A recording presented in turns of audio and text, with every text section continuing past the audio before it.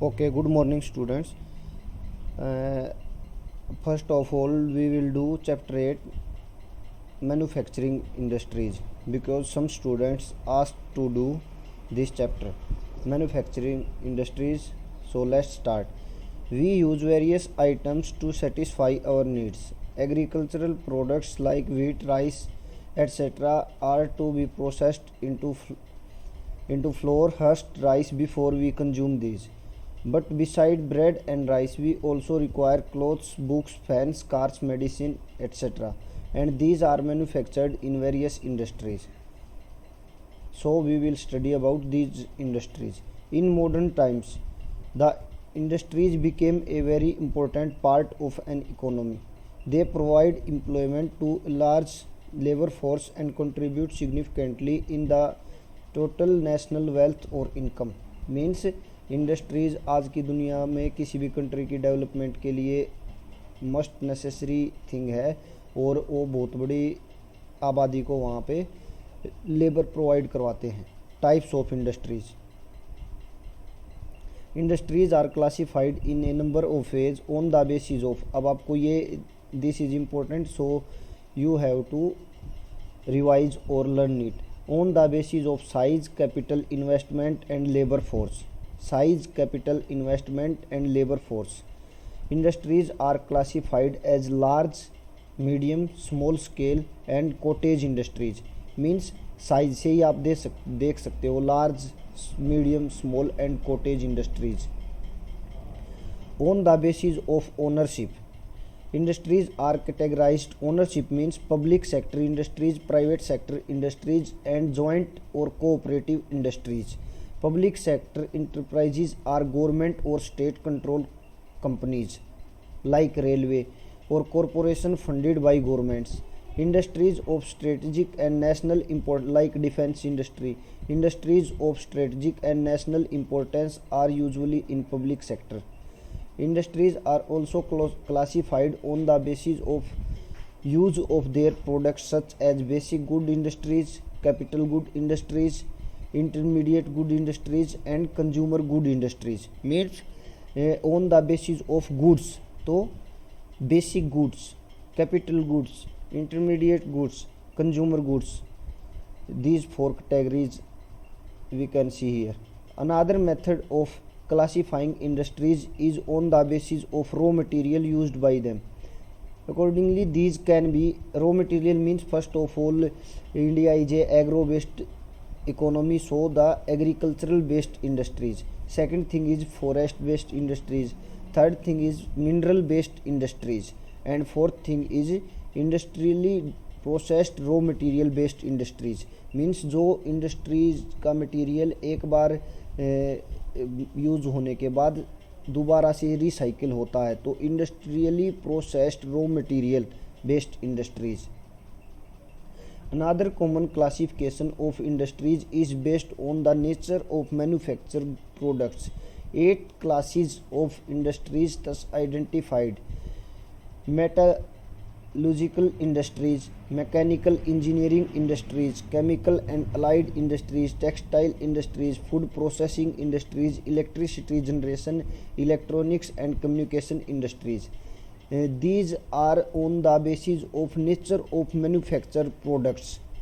Nature of manufactured products means from which industry the manufactured products are came. तो mechanical, chemical, food processing, textile, electricity generation, electronics, communication, metrological, these all 8 categories are into the group of nature of manufactured products. Sometimes you also read about the food loss industries. What are these? Have they any relationship with raw material location or not? Location of these industries: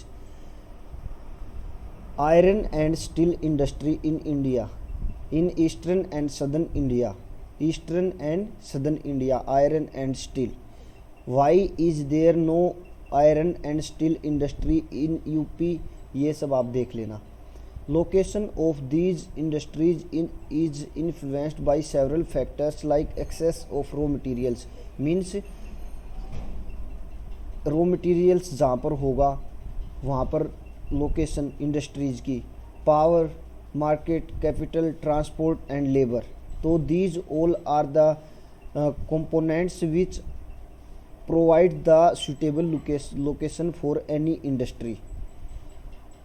Relative significance of these factors varies with space and time. Means ऐसा हो सकता है कि किसी particular time period में किसी particular place में raw material ज़्यादा हो, बट वहाँ की एक्सेस कंप्लीट होने के बाद, ठीक है, या वहाँ का एक्सप्लॉइटेशन कंप्लीट होने के बाद या यूजेज कंप्लीट होने के बाद हो सकता है किसी दूसरी जगह पर उस रॉ मटेरियल की लिमिट्स और भी ज़्यादा बढ़ जाएं, मींस दूसरी जगह पर और ज़्यादा रॉ मटेरियल्स मिल जाएं, तो वहाँ से उस इंडस्ट्री को दूसरी जगह पर एस्टेब्लिश किया जा सकता है। There is a strong relationship between raw material and type of industries. It is economically to locate the manufacturing industries. Manufacturing industries means chemical industries, mechanical industries, all these 8 categories at a place where cost of production and delivery cost of manufactured goods to consumers are the least.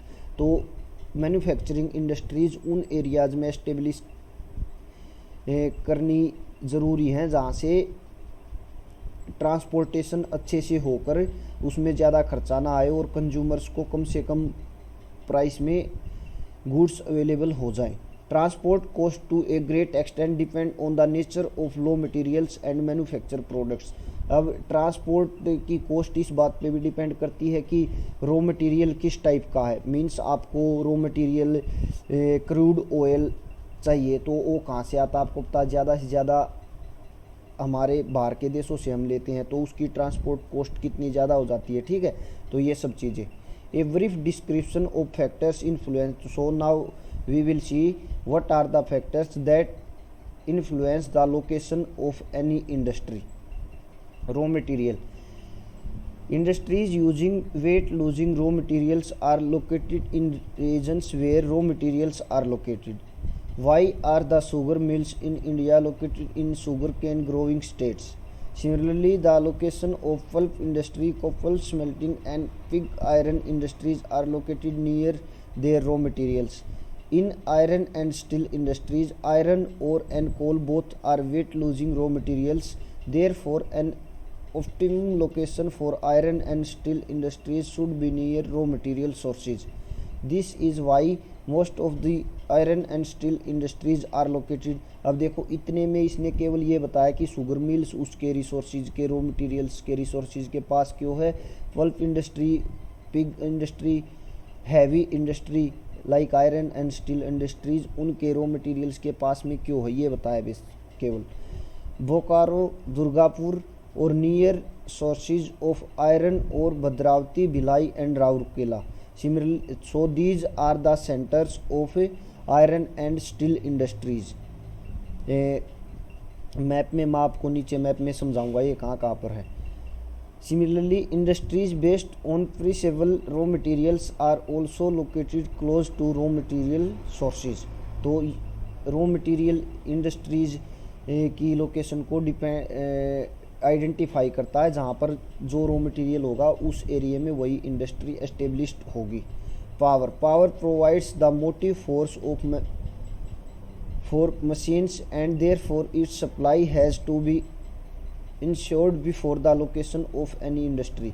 तो जिस area में electricity means power ज़्यादा से ज़्यादा है उसी area में industry establish की जाएगी, क्योंकि पावर ही नहीं होगी तो इंडस्ट्री में काम कैसे होगा। Like aluminium and synthetic nitrogen manufacturing industries tend to be located near sources of power.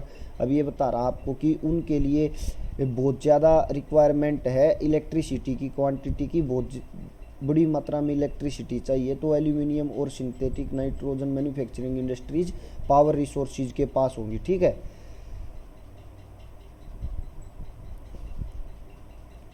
Market, we have see two factors, raw material and power, so the third one is market.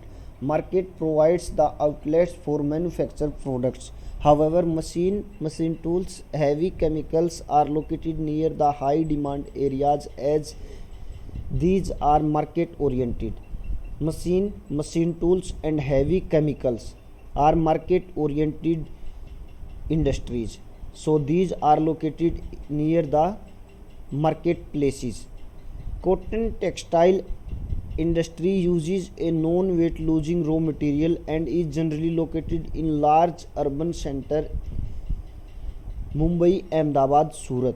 Cotton and textile industry in Mumbai, Ahmedabad and Surat. Petroleum refineries. Petroleum refineries are generally located in Koyali, Mathura and Broni. Refineries are typical examples. Port are also play a crucial role in location of oil refineries. So the main centers for the oil refineries are, we can see here, Koyali, Mathura and Broni. And port is also play a crucial role because we import most of our crude oil. Transport. So the fourth factor which identify the location of any industry is transport. Have you ever tried to find out the reasons for the concentrations of industries in Mumbai, Chennai, Delhi and in around Kolkata? It is due to the fact that very initially became the nodal point having transport links, because these are the transport link centers of India. The industries shifted to interior locations only when railway lines were laid. All major industries plants are located on the trunk rail routes. तो transport में आपने क्या देखा, transport के जो centres हैं, जो India के महानगर हैं, उनके चारों के पास में ट्रांसपोर्ट इंडस्ट्रीज, उसके अलावा जहाँ पर रेल लाइन बिछी हुई हैं, ठीक है, उसके अलावा जो ट्रंक रेल रूट्स हैं, ठीक है, या इनके आसपास ट्रांसपोर्ट इंडस्ट्रीज जिनमें ट्रांसपोर्ट की इम्पोर्टेंस बहुत ज़्यादा है। लेबर इंडस्ट्रीज, अब लेबर ही नहीं होगी तो किसी इंडस्ट्री में कैसे काम होगा। Industries require skill labour in India, labour is quite mobile and is available in large numbers due to our large population. तो भारत में लेबर बहुत ज़्यादा है और बट इंडस्ट्रीज में स्किल्ड लेबर की ज़रूरत है।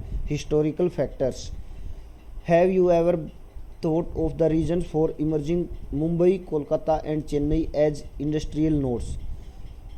These locations were greatly influenced by our colonial past. So the location of Mumbai, Kolkata and Chennai is influenced by our colonial past. During the initial phase of colonization, manufacturing activities received new impetus provided by the European traders. Places like Murshidabad, Dhaka, Bhadohi, Surat, Vadodara, Kozhikode, Coimbatore, Mysore etc. emerged as important manufacturing centers. I will repeat. Places like Murshidabad, Dhaka, Bhadoni, Surat, Vadodara, Kozhikode, Coimbatore, Mysore are emerged as manufacturing centers in initial phase of colonization. In the subsequent industrial phase of colonialism, these manufacturing centers experienced rapid growth due to competition from the goods and manufacturers in Britain and the discriminatory policies of colonial power. So, in subsequent phase of colonization, these manufacturing centers experienced rapid growth due to the competition and discriminatory policies of colonial power or colonization. So this was the sixth factor. First factor is raw material, fifth factor raw material power. आपको exam में आएगा तो इनके बारे में 2 से 3 लाइनें लिखनी है, बहुत बड़ा क्वेश्चन हो जाएगा। Market, transport, labour and market, transport, labor and historical factors. So we can see all 6 factors here. In the last phase of colonialism, the British promoted new industries in selected areas. This led to larger spatial coverage by different types of industries in country.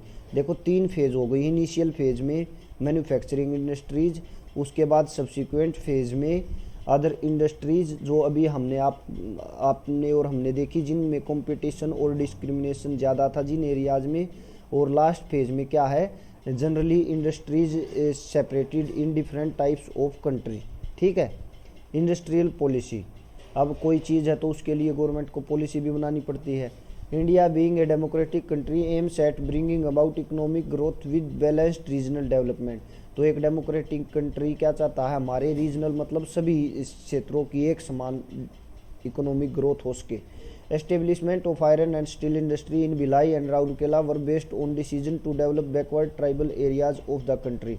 Eight present, ये जो एक एक line में है ना, जो ये आपके जो MCQ या जो वन लाइनर क्वेश्चन आते हैं उनके लिए बहुत इंपॉर्टेंट है। तो भिलाई एंड बोकारो को क्यों राउरकेला को क्यों आइडेंटिफाई किया गया, ताकि वहाँ की ट्राइबल एरियाज का डेवलपमेंट हो सके। At present government of India provides lots of initiative to industries locating in backward areas. अभी भी भारत सरकार बैकवर्ड एरियाज में इंडस्ट्रीज को की लोकेशन पे जोर देती है ताकि उन एरियाज का भी डेवलपमेंट हो सके।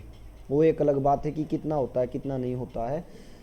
मेजर इंडस्ट्रीज में सबसे पहले तो iron and steel, because iron and steel industries किसी भी कंट्री के डेवलपमेंट के लिए बेसिक इंडस्ट्री है।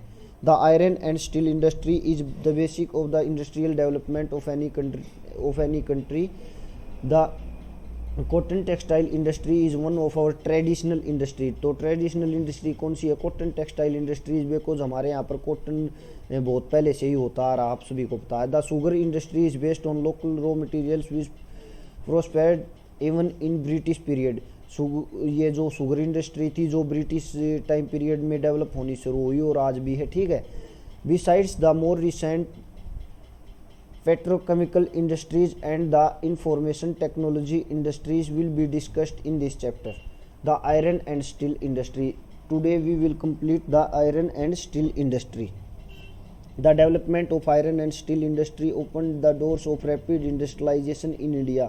तो आयरन एंड स्टील इंडस्ट्री ने ही क्या किया, भारत में इंडस्ट्रियलाइजेशन को स्पीड देने में बहुत हेल्प की है। Almost all sectors of Indian industry depend on heavily iron and steel industry for their basic infrastructure. किसी भी इंडस्ट्री में मशीन चाहिए तो वो मशीन भी आयरन से या स्टील से ही बनी हुई होती है। तो ये बेसिक इंडस्ट्री है सभी इंडस्ट्रीज की डेवलपमेंट के लिए। The other raw materials besides iron ore and coking coal essential for iron and steel industry. All these raw materials are gross, therefore the best location for iron and steel plants is near to the sources of raw materials. तो जब ये basic industry है सभी industries के development के लिए, तो iron and steel plants वहीं पर एस्टेब्लिश किए जाएं जहाँ पर उनका रॉ मटेरियल ज़्यादा से ज़्यादा अवेलेबल है। In India there is a crescent shaped region comprising parts of, अब देखो ये आयरन एंड स्टील इंडस्ट्री के centres Chhattisgarh, northern Orissa, Jharkhand, West Bengal, which is extremely rich in high grade iron ore, good quality cooking coal and other supplementary raw materials. तो Chhattisgarh, northern Orissa, Jharkhand and West Bengal चार आपको ध्यान रखनी है जहाँ पर आयरन एंड स्टील इंडस्ट्रीज का रॉ मटेरियल बहुत ज़्यादा है। The Indian iron and steel industry consist of large integrated steel plants as, अब ये भी बहुत इंपॉर्टेंट क्वेश्चन है किसी भी एग्जाम के लिए, केवल +2 के लिए नहीं, कि इंटीग्रेटेड स्टील प्लांट्स इंडिया के कौन कौन से हैं और कब कब कैसे कैसे उनकी एस्टेब्लिशमेंट हुई। Integrated steel plants TISCO, Tata iron and steel plants lies very close to Mumbai Kolkata railway line. अपने माइंड में मैप बनाया करो, Mumbai Kolkata railway line and about 240 kilometres away from Kolkata. तो देखो मुंबई से कोलकाता के बीच आप एक माइंड में लाइन बना लो और कोलकाता से आप 240 किलोमीटर इधर अपने आप को कहीं मान लो। ठीक है। Which is the nearest port of the export of steel, Kolkata क्या है इस टिस्को प्लांट के लिए सबसे नज़दीकी पोर्ट है जो स्टील एक्सपोर्ट करता है। ठीक है। The rivers Subarnarekha and Kharkai provides water to this plant. तो ये दोनों नदी इस प्लांट को, आपको मैप में इनकी भी लोकेशन ध्यान रखनी है, क्या पानी की अवेलेबिलिटी को पूरा करती है। The iron ore of the plant is obtained from Noamundi and Badam Pahar. Iron और कहाँ से आता है? नोआमुदी एंड बादाम पहर से। And coal is obtain from Joda mines in Orissa. Coal कहाँ से आता है? Joda mines in Orissa. Coking coal comes from Jharia. Coking coals कहाँ से आता है? जरिया से और वेस्ट बोकारो कोल फील्ड से। तो इसके 3-4 पॉइंट मैं एक बार फिर से बोलता हूँ। टिस्कोटा the Tata iron and steel plant, Mumbai Kolkata railway line पे, कोलकाता से 240 किलोमीटर दूर। उसके बाद कोलकाता उसका नियरेस्ट पोर्ट है स्टील को एक्सपोर्ट करने का, अदर पार्ट्स में भेजने के लिए। सुवर्णरेखा और खराकई नदी से पानी आता है। आयरन और आता है नोआमुंदी एंड बादाम पहर से। कोल आता है जोधा हिल से, जोधा माइंस से, ठीक है। कुकिंग कोल आता है झरिया से और वेस्ट बोकारो कोल फील्ड से, ठीक है ना। ये 5-6 पॉइंट है। IISCO, the Indian iron and steel company, the Indian iron and steel company IISCO set up its first factory at Hirapur. तो एक point. And later on another at Kulti. In 1937, the Steel Corporation of Bengal was constituted in association with IISCO and set up another iron and steel producing unit at Burhanpur, West Bengal. All these 3 plants under IISCO are located very close to Damodar Valley coal fields, Raniganj, ठीक है। तो दामोदर नदी के पास में। जरिया and Ramgarh, iron और comes from Singhbhum in Jharkhand. Water is obtained from the Barakar river, a tributary of Damodar. All the plants are located along Kolkata Esnol railway line. Kolkata एस्नोल रेलवे लाइन कहाँ से है? कोलकाता से ऊपर झारखंड की ओर आप थोड़ा सा जाओगे तो उसके बीच में अभी मैप में देखेंगे होगा।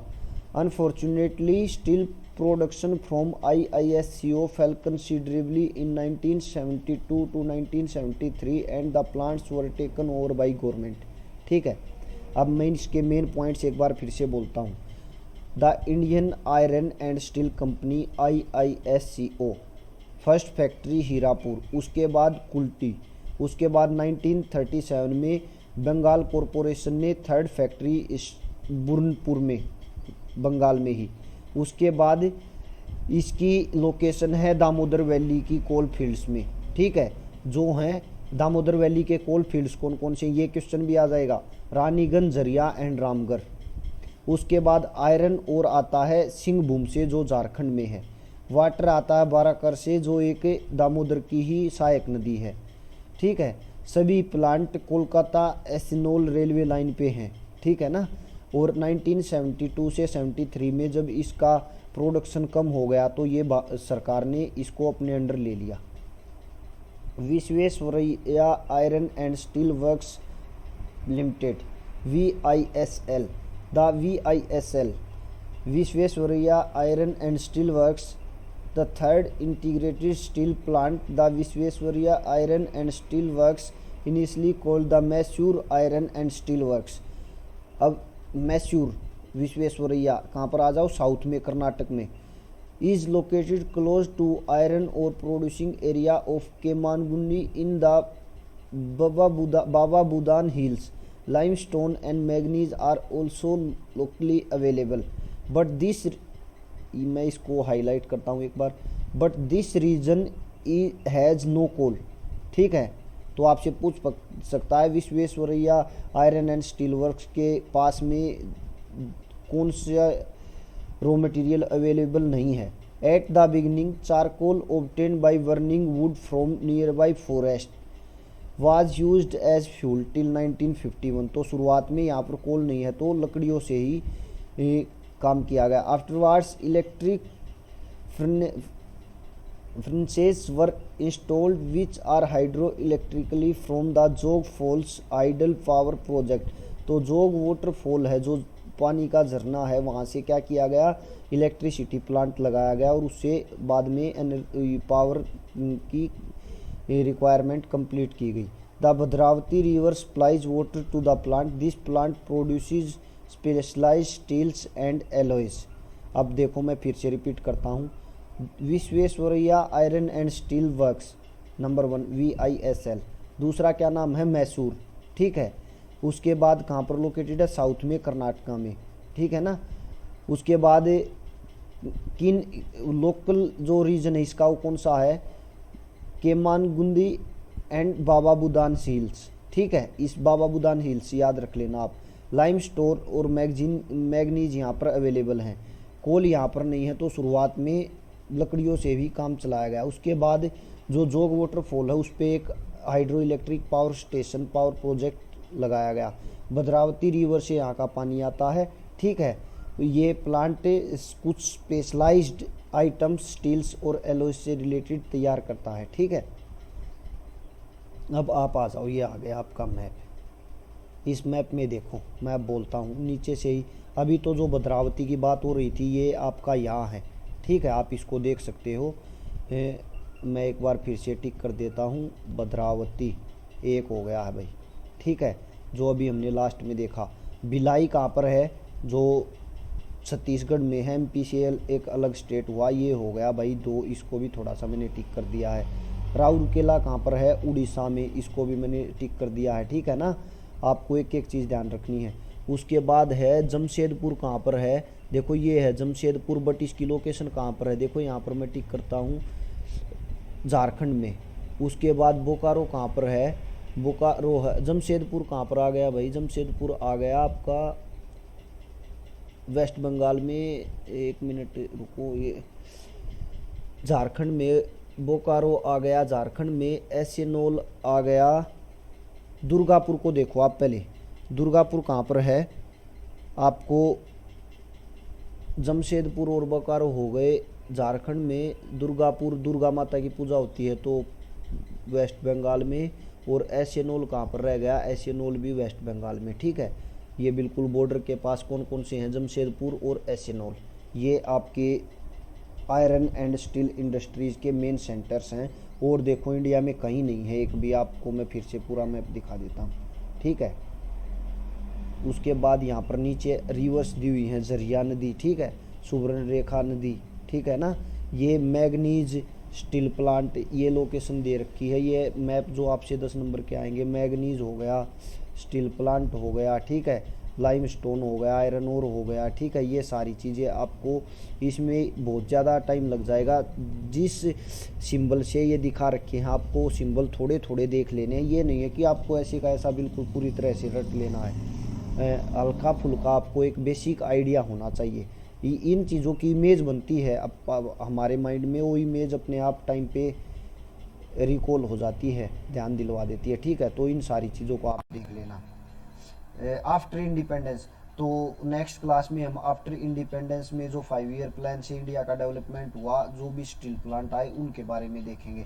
अभी iron and steel plant complete नहीं हुआ है, आपको ध्यान रखना है। बट ये बहुत, आप आज के लिए इतने ध्यान रख लेना अच्छे से।